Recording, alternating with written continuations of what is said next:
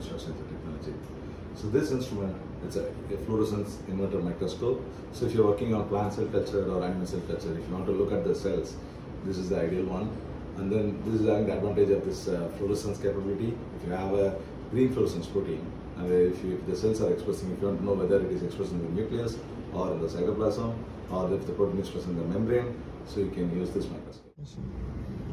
So if you see this image, this is cancer cells growing on 2D plate. So this is a bright field image, and then if you have transfected the cells with green fluorescence protein expressing plasmid, if the cells have taken up, they will be fluorescing green in color. So if you see these cells, this image, where only these cells were positive for green fluorescence. So these are the GFP positive cells. So only these are the cells that has taken up the plasmid.